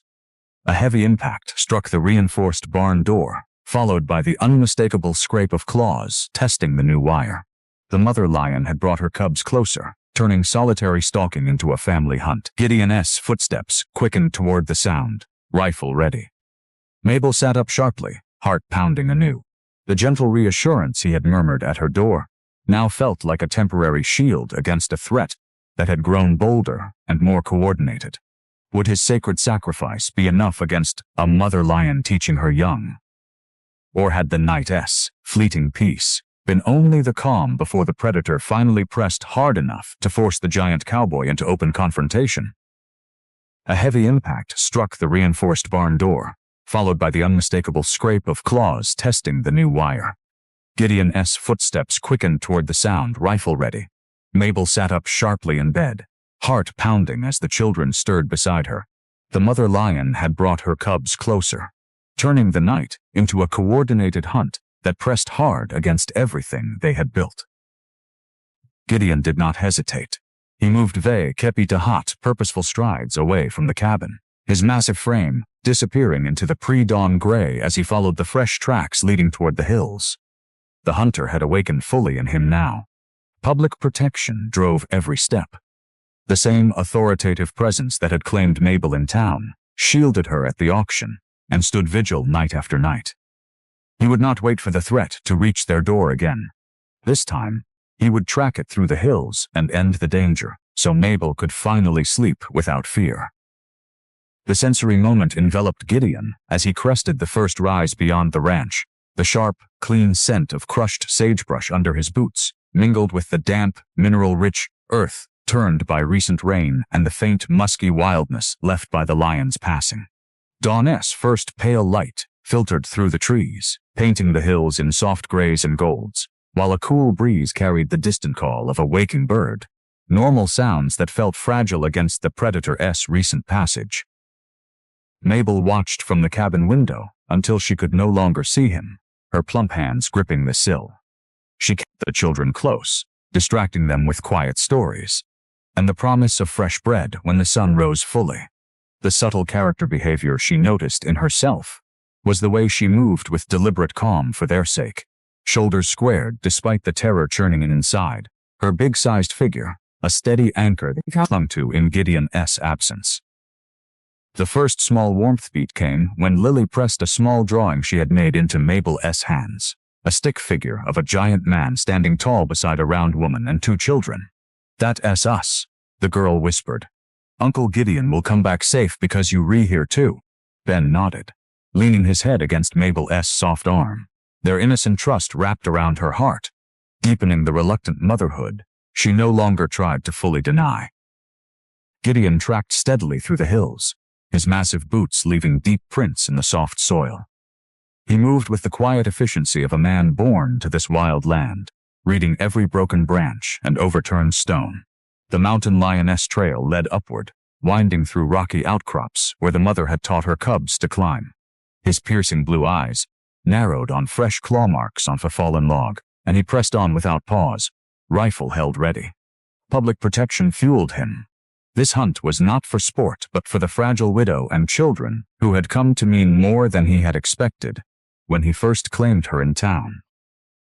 The second small warmth beat waited back at the cabin as Mabel prepared breakfast with the children's help. Ben carefully stirred the porridge while Lily set the table, both glancing toward the window every few moments when the meal was ready. They insisted on saving a portion for Gideon. "He'll be hungry when he comes home," Lily said softly. The simple act of setting his place at the head of the table brought a quiet comfort to Mabel, a small ritual of hope amid the waiting. Gideon climbed higher, the trail growing steeper. Sweat beaded on his brow despite the cool morning air, but he did not slow. A subtle character behavior showed in the way his broad shoulders remained squared, jaw set with quiet determination. Even as fatigue from endless nights of watch pulled at his massive frame, he found a tuft of tawny fur caught on thorns and a partial print in a muddy patch, signs that the lions had rested here before continuing their hunt. The need to ensure Mabel's safety and sleep drove him deeper into the hills. He pictured her hazel eyes heavy with exhaustion, the way her scarred cheek had softened when he murmured reassurance at her door. She deserved rest. They all did. The third small warmth beat unfolded at the cabin. When the sun climbed higher, and the children began to play a gentle game of checkers Mabel had taught them.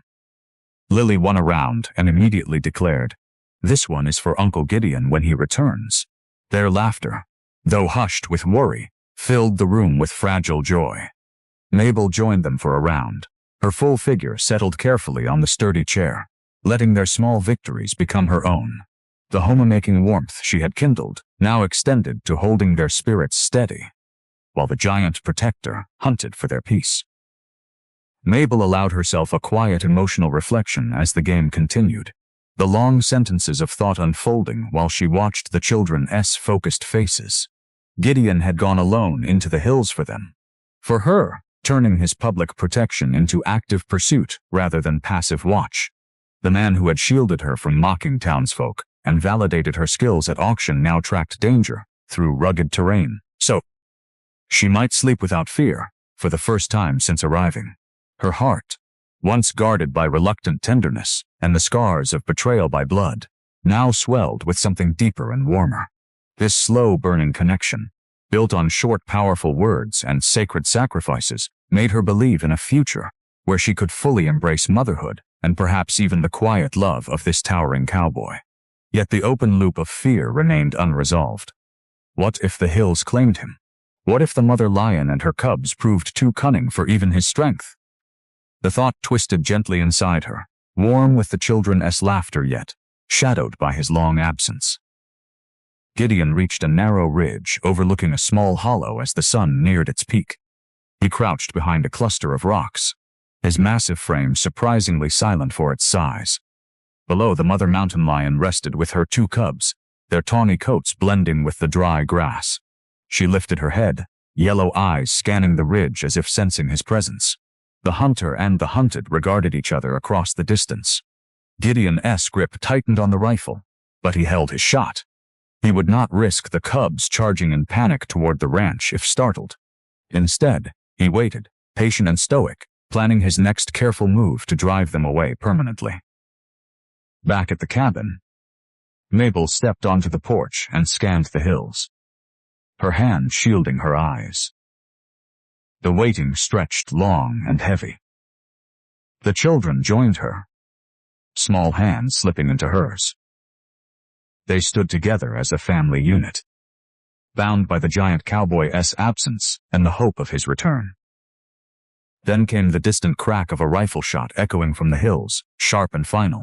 Mabel's breath caught, one shot followed by silence, no second report, no returning footsteps yet. The children pressed closer, eyes wide with questions she could not answer. Had Gideon succeeded? Or had the mother lion and her cubs turned the hunt against the hunter in that lonely hollow? The unresolved tension coiled tight in Mabel's chest as the echo faded across the prairie, leaving only the waiting and the sudden piercing fear that the man who had become their protector might not return before nightfall. The distant crack of the rifle shot echoed across the prairie and faded into heavy silence. Mabel stood frozen on the porch, the children's small hands gripping hers tightly as the hills gave no further answer.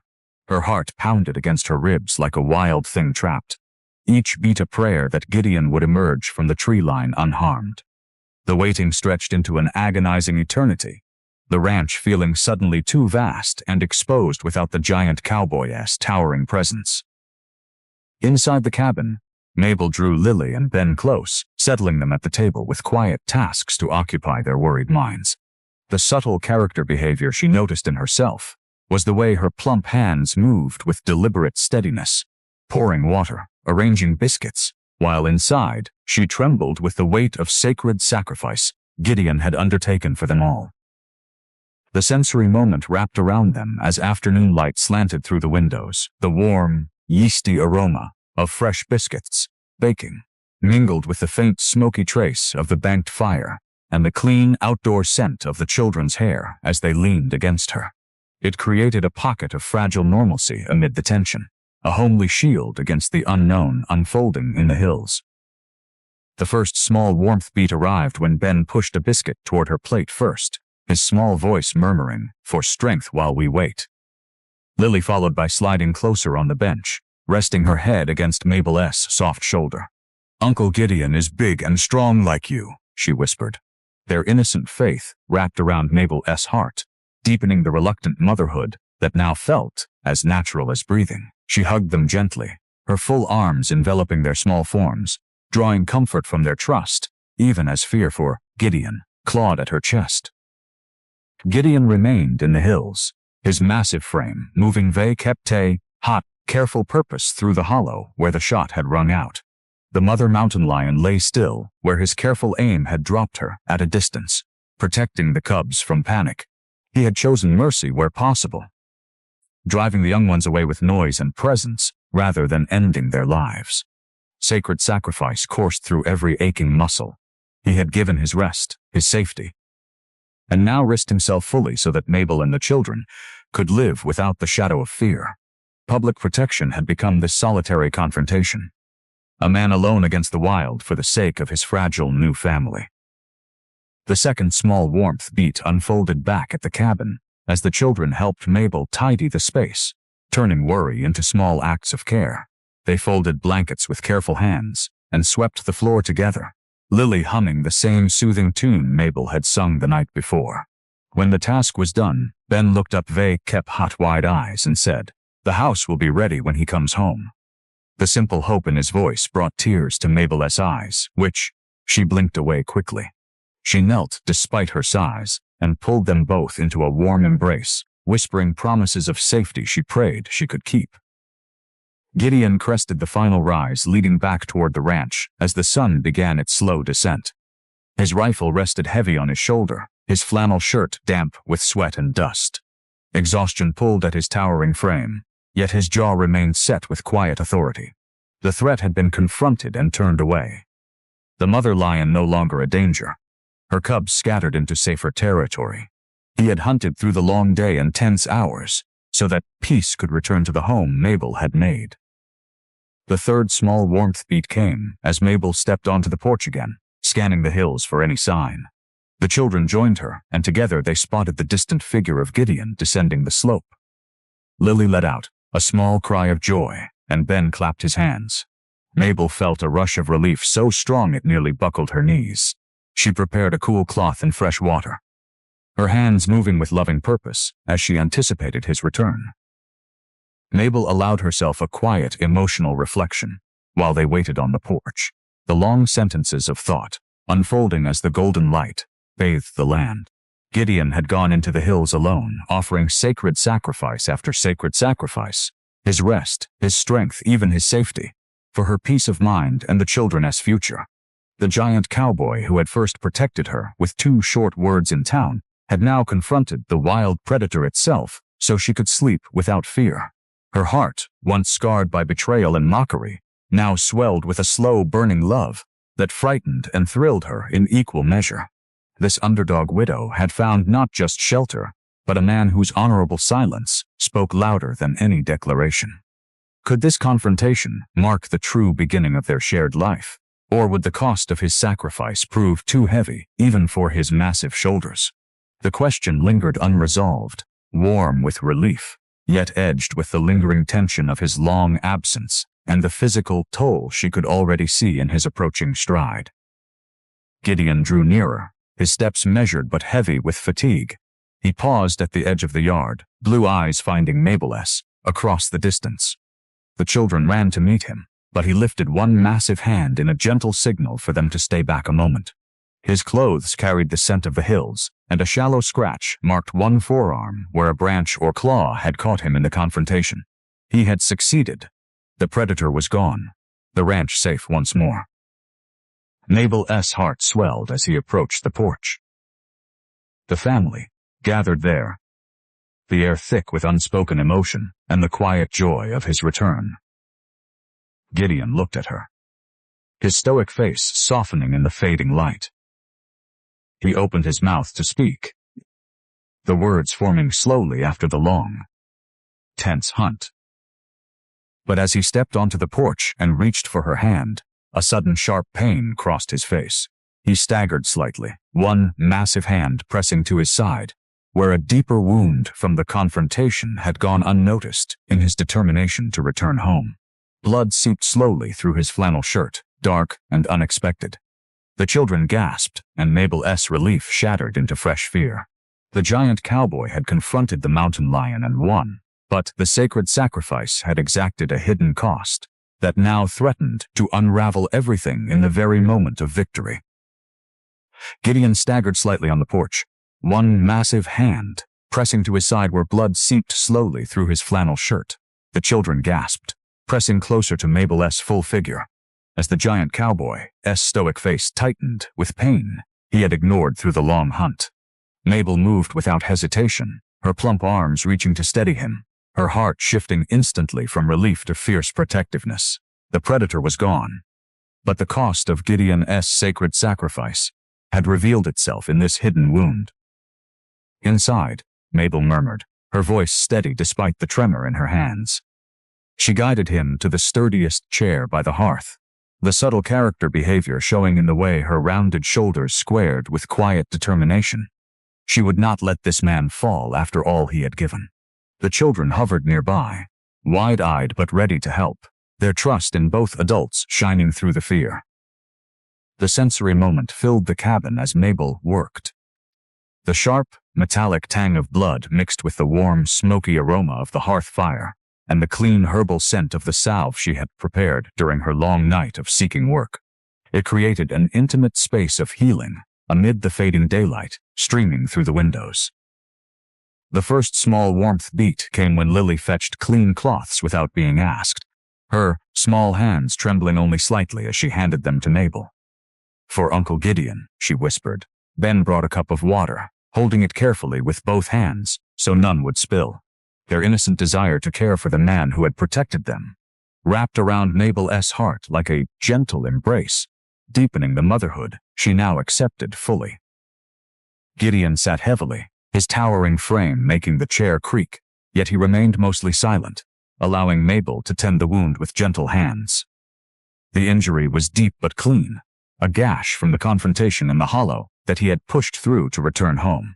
She cleaned it carefully, applying the salve with steady touches, her scarred cheek close to his arm as she worked. He watched her with those piercing blue eyes, saying nothing, but the subtle softening of his jaw spoke volumes. The second small warmth beat unfolded when Gideon lifted his free hand and rested it lightly on Mabel's shoulder as she bandaged the wound. The touch was brief but grounding, his calloused fingers warm through her calico sleeve. The children leaned in close, Ben resting his head against Gideon's uninjured knee while Lily hummed softly, the same tune Mabel had used to soothe them through fearful nights. In that quiet circle of care, the ranch felt more like home than ever before. Mabel allowed herself a quiet emotional reflection as she tied the final bandage, the long sentences of thought unfolding while the fire crackled gently. This giant cowboy had tracked the mountain lion and her cubs through rugged hills, offering sacred sacrifice after sacred sacrifice so she could sleep without fear. The underdog widow, once mocked as a cruel joke in Willow Creek, had become the one tending his wounds, her big-sized body and quiet resilience, now central to this family's healing. Cruel joke turned destiny. The very traits society had ridiculed had drawn her to this honorable man and these children who saw her true worth. Her reluctant motherhood had blossomed fully. She loved Lily and Ben as her own, and deeper still, her heart had opened to Gideon's silent strength. The slow burn connection built through public protection, homemaking sparks, and shared trials, Noove Kep felt ready to bloom. Yet the open loop remained unresolved. Would this wound heal cleanly, or had the final confrontation taken more from him than they could see? The warmth of the moment mingled with tender worry, leaving her heart full yet aching. The third small warmth beat arrived. As evening settled, and the children helped prepare a simple supper, they insisted on Gideon staying seated, bringing him his plate first, and sitting close on either side of him. Lily carefully cut his meat into smaller pieces so he would not strain his side. Ben shared his biscuit, breaking it in half with solemn care. Gideon accepted their efforts with a low murmur of thanks, his massive hand resting briefly on each child's head. Mabel watched from across the table, her hazel eyes soft with emotion as the firelight danced across their faces. After the meal, Gideon rose slowly despite her protests. He moved to the window and checked the darkening yard one final time, his broad shoulders still carrying the weight of protection even while wounded. The ranch lay peaceful now, no growls, no shadows circling. The threat had been driven away through his determination. He turned back to Mabel, who stood nearby with a fresh mug of herbal tea for his pain. Their eyes met in the quiet cabin light. The air between them felt thick with everything unspoken. The mockery he had silenced, the nights he had sacrificed, the children who had bound them together, and the slow burning affection that had grown like prairie wildflowers after rain. Gideon reached out, his large hand enveloping hers with surprising gentleness for a man of his size. He drew her slightly closer, his voice rumbling low and authoritative, carrying the same powerful presence as the day he had claimed her in town. "Stay here," he murmured. The two short words heavy with meaning. "With us. With me." The command was not harsh but filled with quiet depth, opening the door to a future neither had fully voiced. Mabel's breath caught, her scarred cheek warming as tears gathered in her eyes. The cruel joke of her arrival had truly turned to destiny in this moment. She nodded, unable to speak past the swell of emotion, her free hand resting lightly on his bandaged side as if to seal the promise. The children looked between them with shining eyes, sensing the shift without fully understanding. Lily whispered, "Forever," and Gideon gave a single, solemn nod. The family stood together in the warm cabin, the predator defeated, the ranch safe, and their hearts drawing closer in the healing quiet. Yet as Gideon guided Mabel to sit beside him by the fire, his massive frame easing down with a barely hidden wince, a new unease flickered. His color seemed paler in the firelight than it had moments before, and his breathing carried a subtle roughness he tried to hide. The wound had taken more than he let on, and though the mountain lion was gone, the cost of his sacred sacrifice might still demand more from the giant cowboy, who had fought so fiercely for their peace.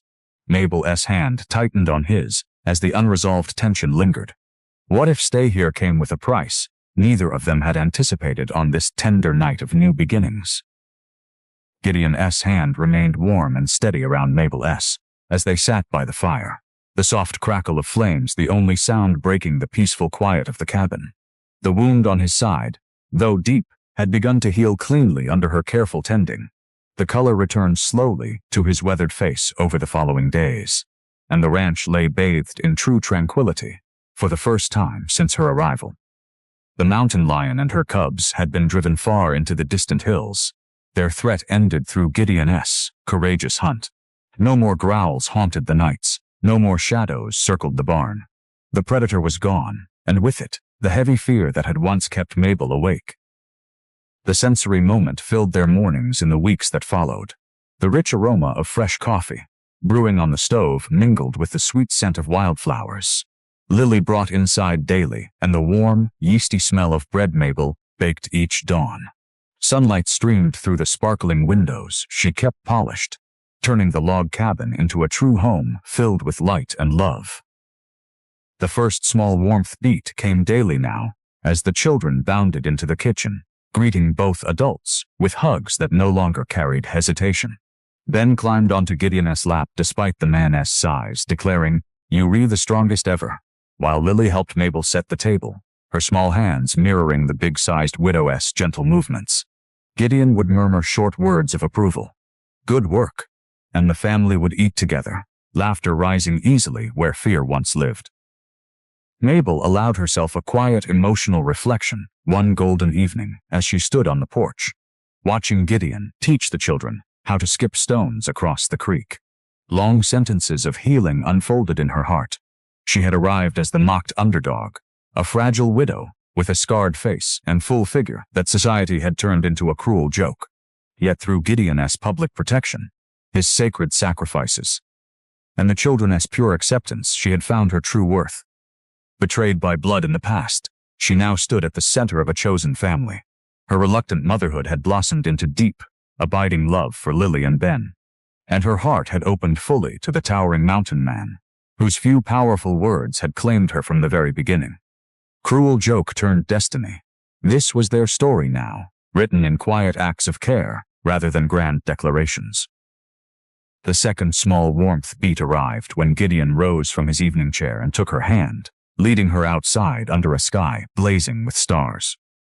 His wound had healed enough for gentle walks, and they moved slowly along the fence line he had reinforced with her chosen wire.